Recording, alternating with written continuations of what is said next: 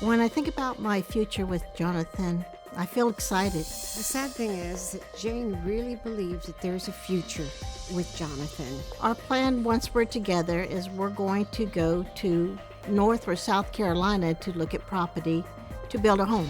I don't understand why she does not see how ridiculous this is. He does want to marry me, and if our relationship doesn't work out, Jonathan has promised to go ahead and pay me back. And I do believe he will give me back my money.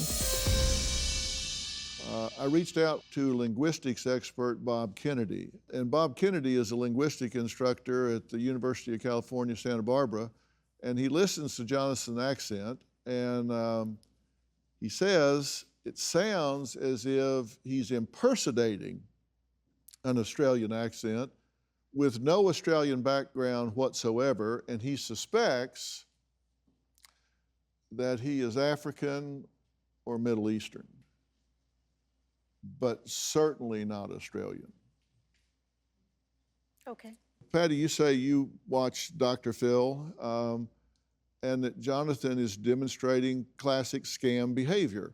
And she's on to something here, because here's what past guests told me about their Jonathan. He cannot leave the construction site until his debts are paid. He owns his own construction company. John has been a project engineer. He just finished building a platform rig. They had promised him $1 million bonus when it was finished, but they won't give it to him. Louise is supervisor for a construction company stuck in Germany.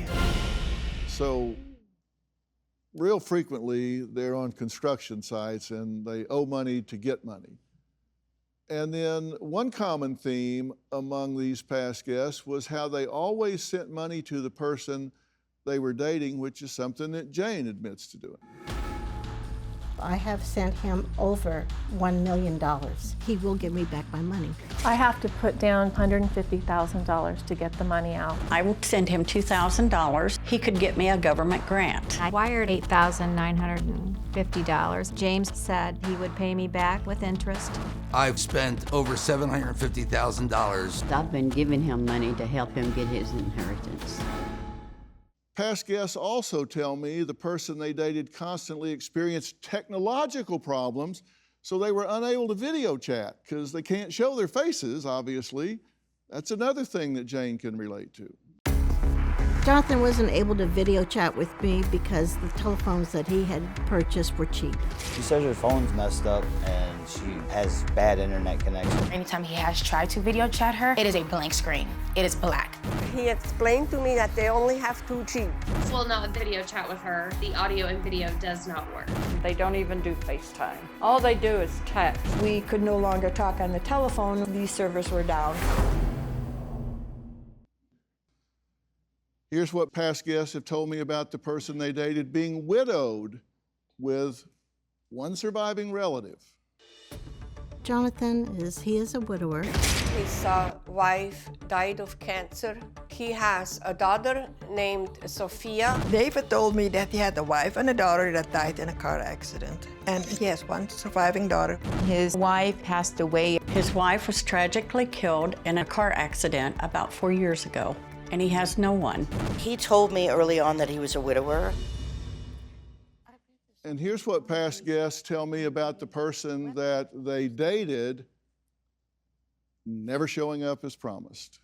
After 16 months, I still haven't seen Jonathan face to face yet. I have never met David in person. I've never met James Connor. I've never physically met Eric face to face. I was supposed to meet David, pick him up at the airport, but it never happened. I never met Jen in person because she always had an excuse. Every time Terry and I had made plans to meet, something had always just come up.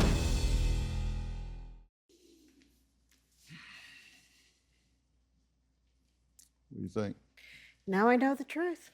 Do you have a story or a question for me? Click the link in the description and tell me what in the world is going on.